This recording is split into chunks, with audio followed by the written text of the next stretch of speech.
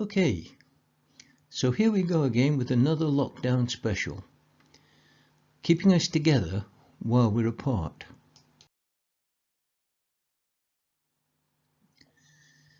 MHG3 is our third internet program. This time I'm creating a cover for our planned program on Nottinghamshire war heroes, but sometimes it's difficult to understand what the word hero means.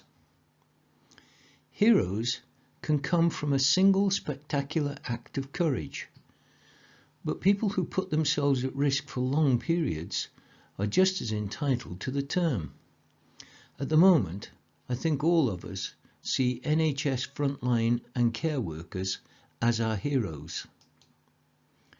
I have therefore restricted this programme to local winners of the ultimate award for valour, the Victoria Cross.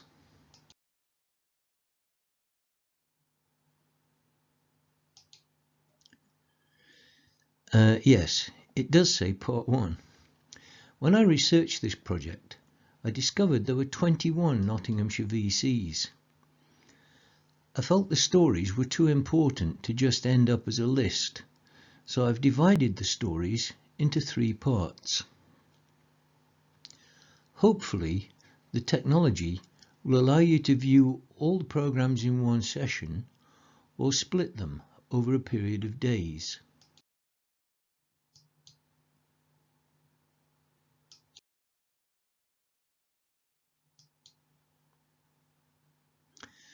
The Victoria Cross is the highest and most prestigious award of the British Honours System.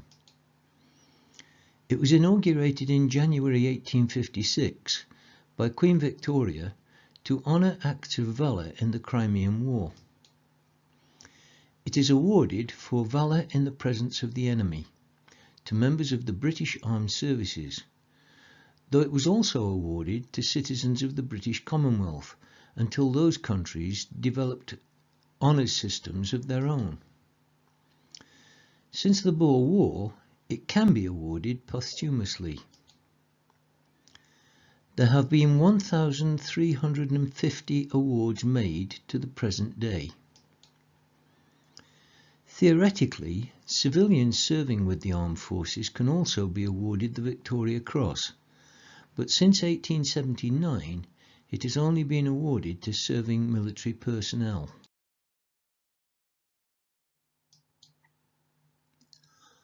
All VC medals have the crown and lion on their obverse side with the motto "For Valour" on a scroll. On the reverse side is engraved the name of the recipient and the date of the award. Most people do not realise that Victoria Crosses awarding to Royal Navy personnel have a distinctive navy blue ribbon instead of the familiar purple. We're often told that the original crosses were cast from bronze of Russian cannons captured in the Crimean. Unfortunately, this is a myth. The original metal appears to have come from 2 Chinese cannon acquired in the Opium War. However, the VC is one of the few British military awards that makes no distinction of rank or position in society. Its rarity and the unique nature of every award makes it valuable to collectors of militaria. A Victoria Cross reaching the market today can be expected to sell for upwards of £400,000. Almost all VCs ever issued are the property of or are on permanent loan to military museums. As we publish this programme, only 9 VC winners are still alive in the whole world.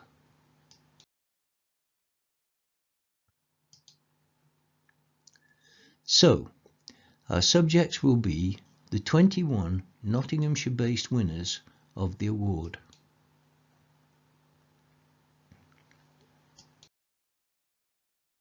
You might have noticed there were only 20 in that list, but I think we should start with one of the two sons of Newark that have been awarded the Victoria Cross and is not on the list for Nottinghamshire. He lived and was brought up just over the border into Lincolnshire, but he attended school and spent much of his early life in and around Newark.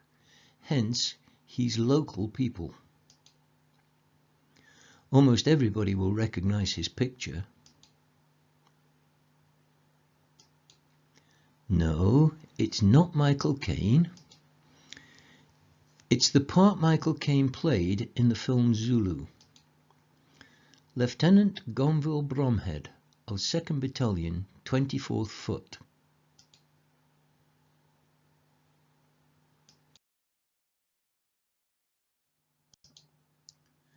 Gonville Bromhead was born on the 29th of August 1845. He was born in Versailles, France, where his mother Judith was travelling with friends. He was the youngest son of Major Sir Edmund de Gonville Bromhead, 3rd Baronet of Thirlby, who had fought at the Battle of Waterloo, and Gonville was brought up at Thirlby Hall, Lincolnshire, and attended the Magnus Grammar School at Newark. It didn't come out in the film, but Bromhead was profoundly deaf, which restricted his promotion opportunities. He purchased his commission as an ensign in the 24th Regiment of Foot, which in 1867 became the South Wales Borderers. However, his promotion was slow, and he was not promoted as lieutenant until the 28th of October 1871. This date became important later, as the British Army had a practice called seniority.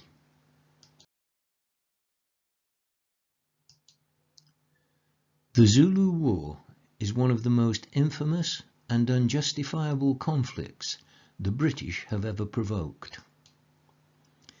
It was nothing more than a blatant land grab to secure the natural mineral resources of Natal Province, South Africa.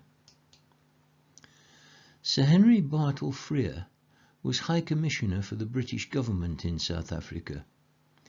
On his own initiative, without the approval of government, and with the intent of instigating the war with the Zulu, he demanded that the Zulu king, Cetshwayo Kampande, disband his army and abandon key cultural practices of the Zulu nation.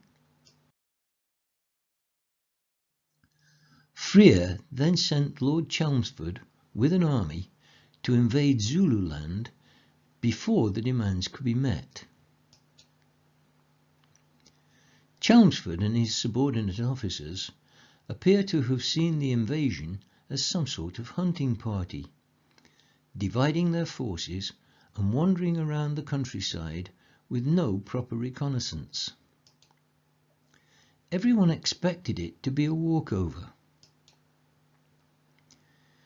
On the 22nd of January 1875, he left much of his army and camped below Lion Mountain, whilst Lord Chelmsford took the rest off to look for the Zulu. Whilst he was away, the Zulu attacked the camp and massacred all the occupants at what has become known as the Battle of Isandlwana.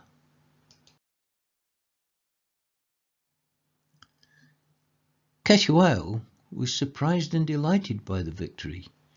He genuinely hoped and thought that the battle would be sufficient to bring Chelmsford and the British to a more reasonable negotiation.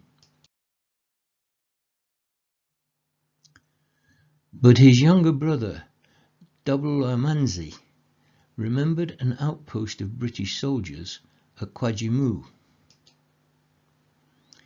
He would lead 3,000 to 4,000 warriors to blood their spears with an easy victory. We should remember that blooding your spear with the enemy's blood gave Zulu men the right to marry.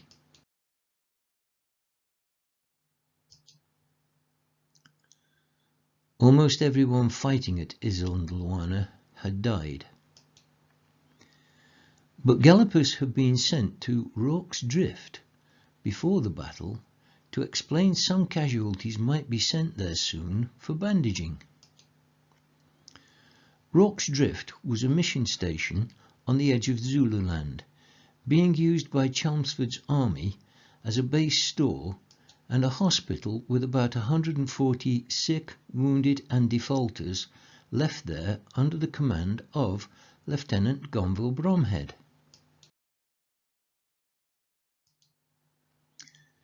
Next came the news of the defeat itself, and the realization that the post would have to be prepared to defend itself. It's now that the date of Bromhead's promotion to lieutenant becomes important, because there was a lieutenant of the Royal Engineers at Rorke's Drift who had been detached from the column to build a bridge across the river. Lieutenant Stanley Baker, Lieutenant John Chard turned out to be the senior lieutenant by 3 and a bit years. And soon 5,000 or 6,000 Zulu warriors were coming to visit.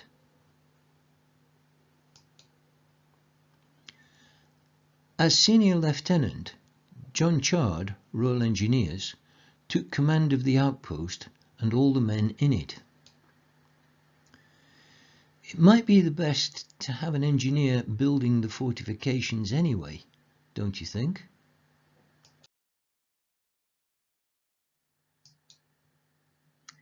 It was just after 4 p.m. when the Zulus arrived for their visit. The temporary fortifications had been completed just in time.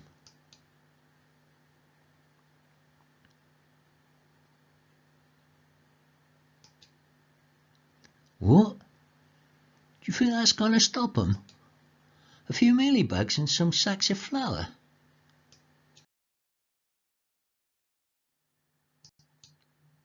It did. They did.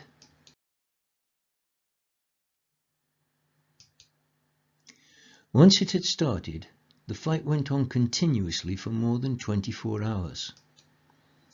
The building that was being used as a hospital was burnt down in the fighting, which was often hand-to-hand. 140 British soldiers held off at least 3,000 Zulu without support or reinforcement.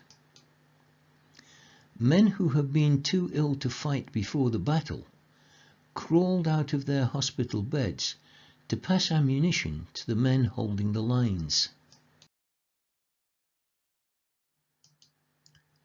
17 British soldiers were killed.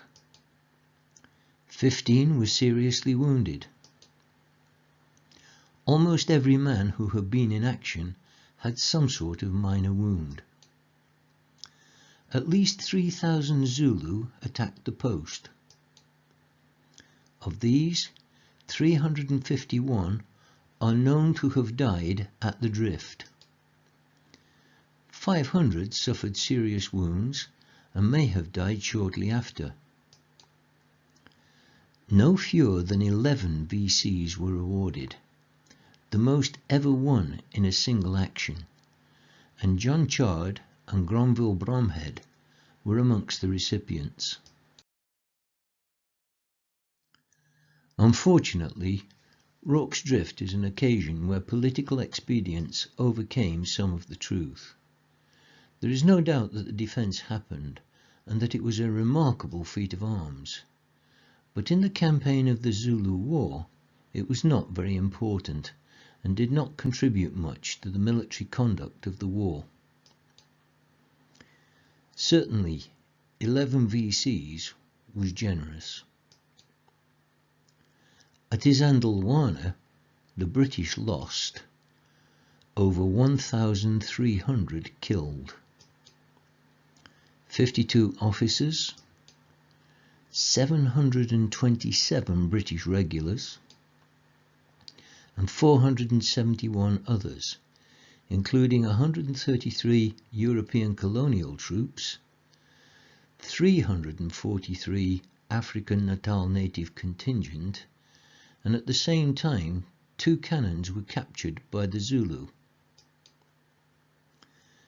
These losses were almost entirely due to the arrogance, incompetence and blatant carelessness of Lord Chelmsford.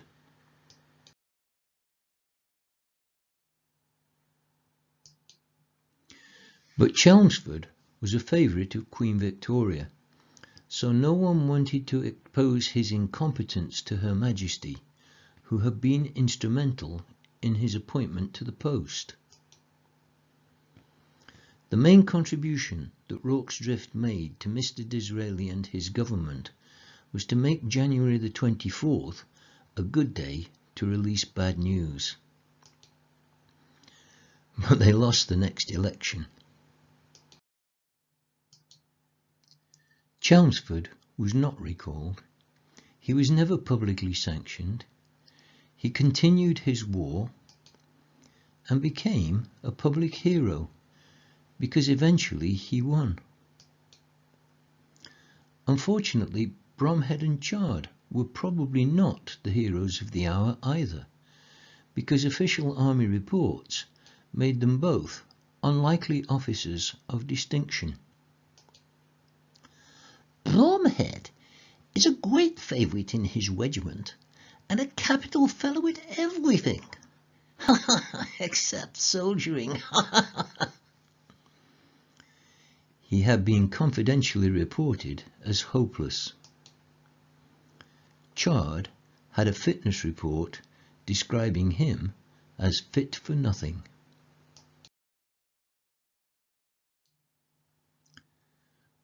But they both wore the Victoria Cross, and Bromhead is a son of Newark.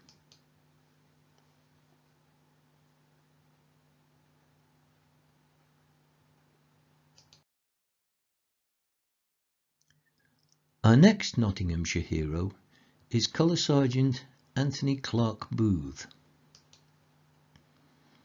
Born at Carrington, Nottingham on the 21st of April 1846, he joined the 80th Regiment of Foot, Staffordshire Volunteers, as a boy soldier. After the catastrophic defeat at Isandlwana, the regiment was posted to South Africa. Booth, at 32 years of age, was a senior NCO, and along with his captain and 106 men, he was recovering a small wagon train with supplies and munitions intended for the garrison at Lydenburg. The wagons had literally been dumped when news reached the previous escort of Zulu activity in the area. Booth's party was to return them to Lydenburg.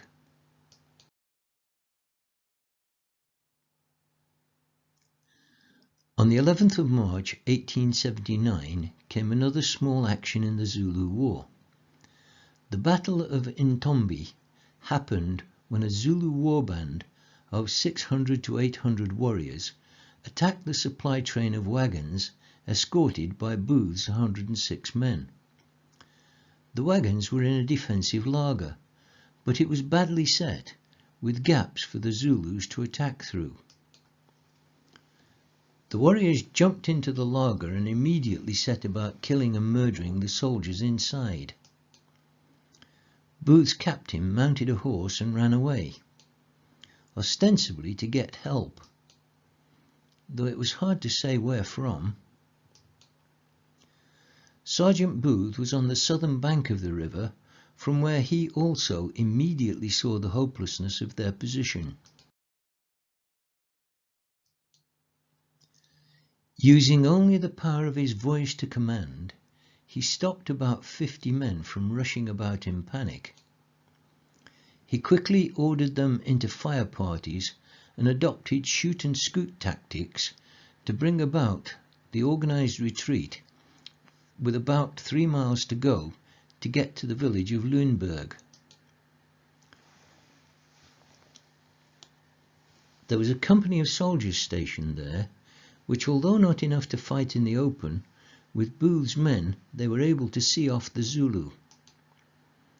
Had it not been for Booth's actions, the whole train would have been wiped out. As it was, about 40 soldiers escaped with his help. Some were lost in the retreat.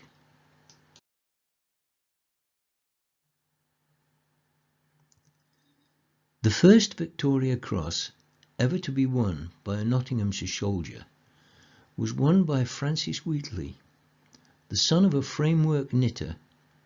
He was born in Ruddington in 1826.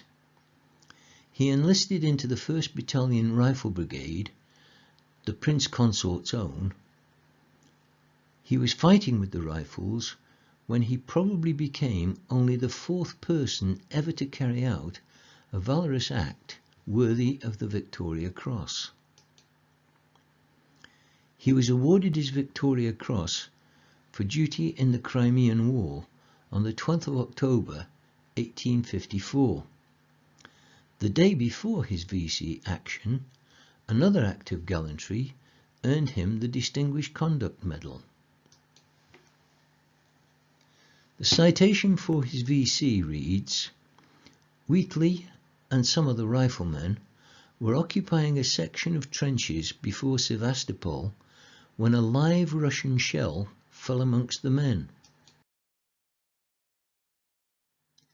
Without hesitation, Wheatley seized hold of the shell and endeavoured to knock the fuse out with the butt of his rifle.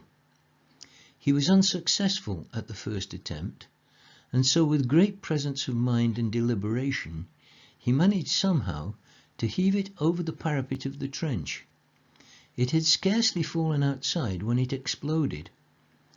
Had it not been for his coolness, presence of mind, supreme courage and discipline, the shell would have inevitably exploded amongst the party, causing serious casualties. But instead, not a man was hurt." His VC was presented by Queen Victoria in person at the first investiture at Hyde Park on the 26th of June 1857.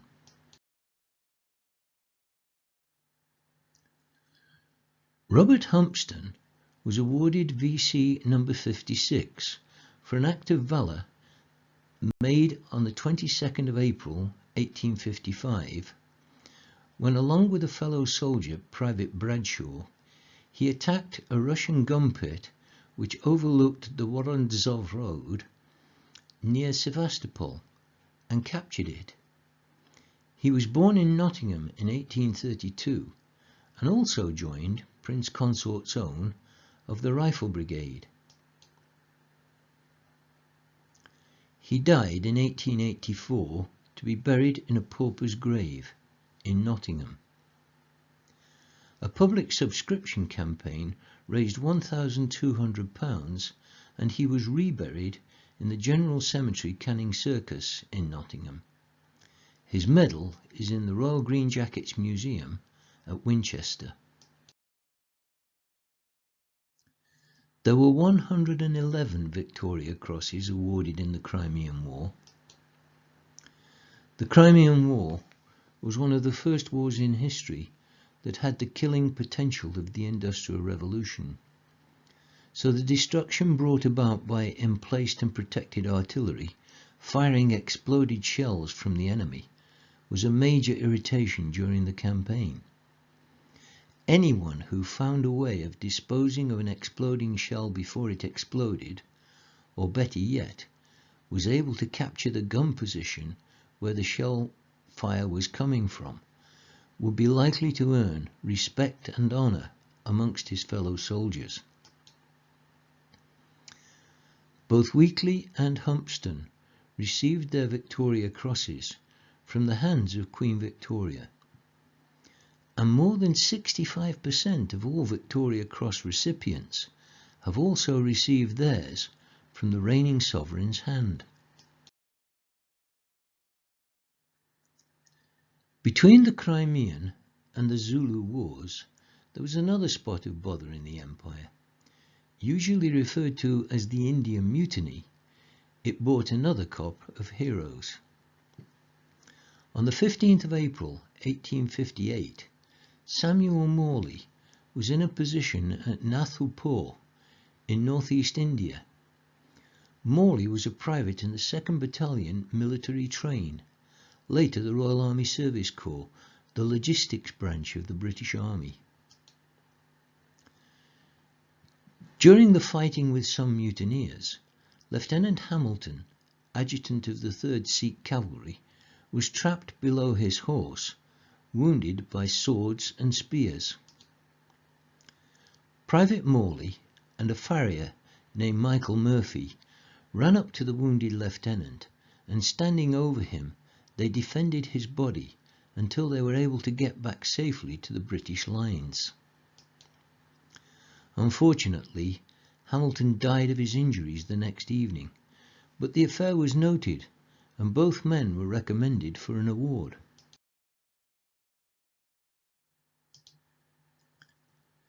Both Murphy and Morley were badly wounded during their act of bravery, and Murphy was invalided to England, where the report drew some attention.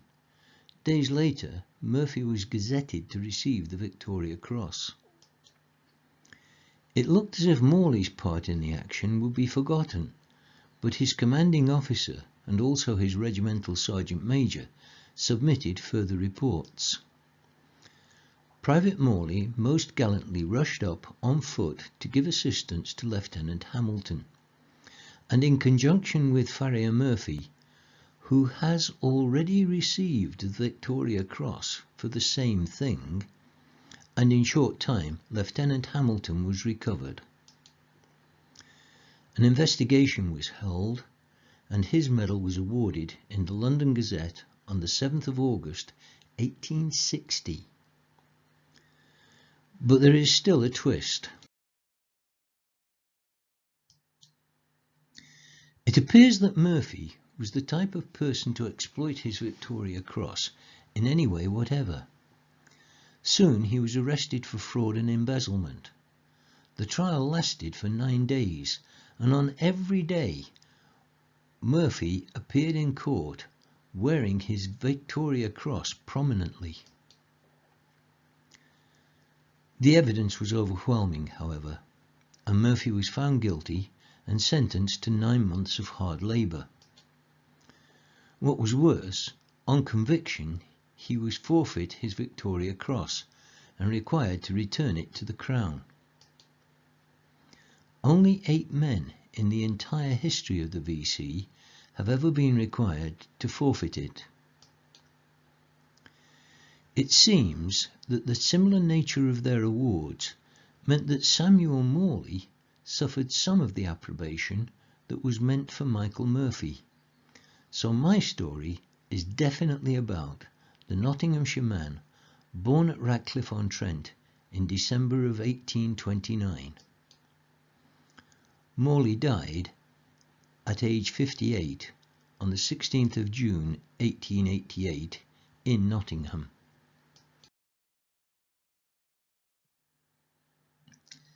Before the 1700s, India had been a subcontinent that could be identified geographically, but could have no real political unity, with its multiple loyalties, languages and religions. Robert Clive changed that by slowly, progressively and controversially bringing the Indian subcontinent under British influence and control. With Clive, the subcontinent of India became the jewel in the British crown.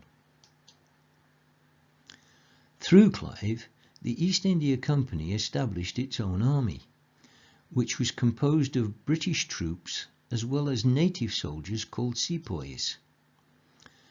The British interests in India, under the leadership of Robert Clive, gained military victories from the 1740s onwards, and with the Battle of Plassey in 1757, we were able to establish dominance.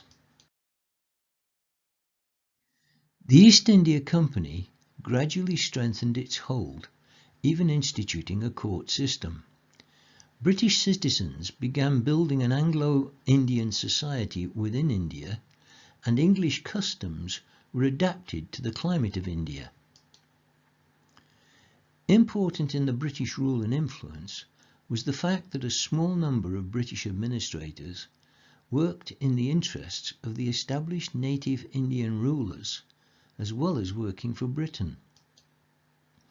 However, pressure from British financial interests that knew nothing of India, and from the ruling Indian dynasties themselves, meant the East India Company pressing down more and more heavily on the people of India. Rebellion gained influence among the masses of India. Then in 1857, the British arrogance led to a colossal mistake. The new Enfield rifle was loaded by biting the end off a paper cartridge to allow a gunpowder charge to empty into the barrel. You then used the paper cartridge as wadding and rammed down the bullet and paper into the barrel, ready for shooting. To make the paper cartridge water resistant, it was greased. Agitators then persuaded the Indian factions of the East India Company's army into rebellion. They did this because the Muslims were told that the grease was pig lard, and the Hindu were told that it was beef fat. When the rifle was issued to the sepoy army, the religious sacrilege and offensive insult was equally felt by all. When it came, the rebellion broke quickly and savagely across most of the area of British rule.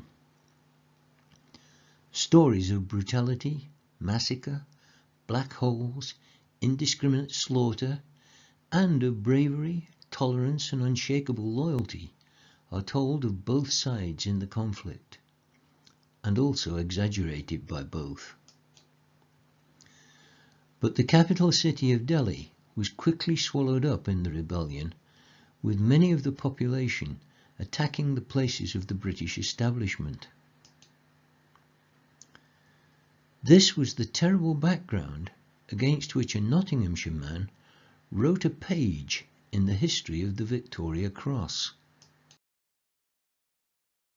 The Indian Mutiny gives Nottinghamshire the claim for the oldest person ever to win the Victoria Cross, VC number 113. William Raina was born in Plumtree, Nottinghamshire, during July 1795.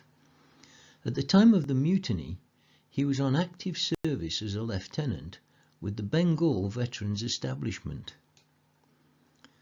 When he was gazetted for his VC for actions on the 11th of May 1857 at the Siege of Delhi, he was just short of his 62nd birthday, making him the oldest ever recipient of the Victoria Cross. He was defending the city's magazine.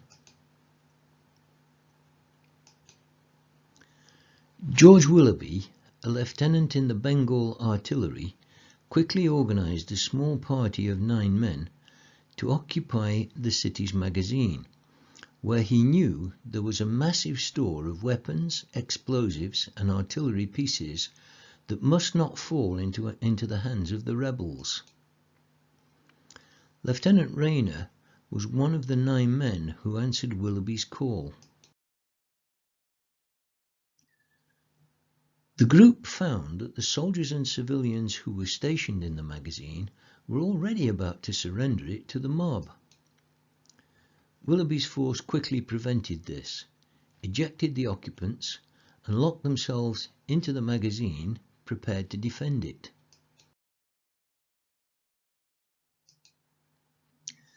They defended the magazine against a massively superior force of numbers for 5 hours. Then small arms ammunition began to run short, and they were in danger of being overrun, with rebels climbing the walls and pushing through the gates.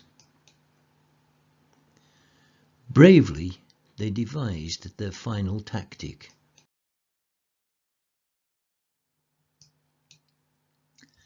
They would blow up the magazine with them in it. This would keep the mob from getting the munitions. It would also kill those mutineers who were about to enter the magazine tower. A sacrifice that is commemorated to the present day.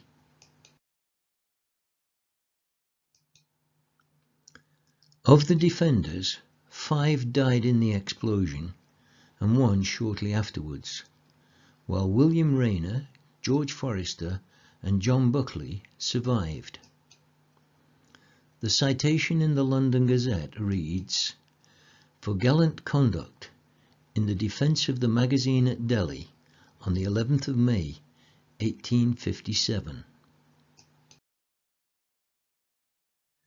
The Boer Wars were another somewhat unsavoury conflict in our history, with Britain again making a blatant attempt to secure the diamond and gold workings in the Boer parts of the state. Again, it was a war that underrated the enemy, believing that a bunch of farmers stood no chance against the regimentally organised force of the British Army. The realisation that Boers, who were used to hunting their game on the veldt, could snipe the beautifully dressed scarlet-coated soldiers from ranges of up to 2 miles, soon put the British soldiers into the more conservative khaki.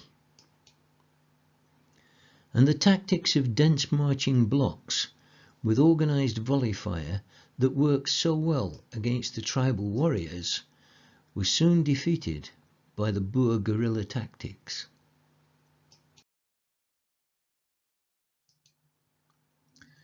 We had to have 2 attempts to bring a British victory, the first and second Boer Wars.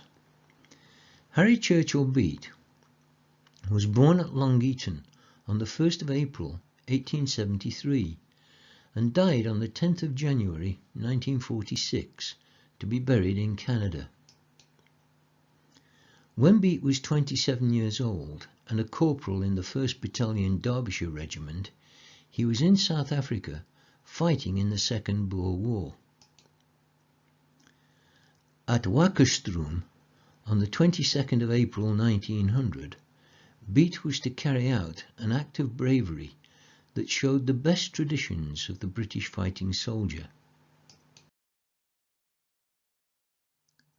His citation read, "At Wakkerstroom, on the 22nd of April 1900, No. 2 Mounted Infantry Company, 1st Battalion Derbyshire Regiment, with 2 squadrons Imperial Yeomanry, had to retire from near a farm under a ridge held by Boers. Corporal Burnett, Imperial Yeomanry, was left on the ground wounded, and Corporal Beat, on seeing him, remained behind and placed him under cover, bound up his wounds, and by firing prevented the Boers from coming down to the farm till dark. Under cover of darkness, Dr. Wilson, Imperial Yeomanry, came to the wounded man's assistance. The retirement was carried out under very heavy fire, and Corporal Beat had been exposed to fire during the whole afternoon. In 1936, Harry Beat VC settled in Vancouver, Canada, where he remained until his death. His Victoria Cross is displayed at the Sherwood Foresters Museum, Nottingham Castle.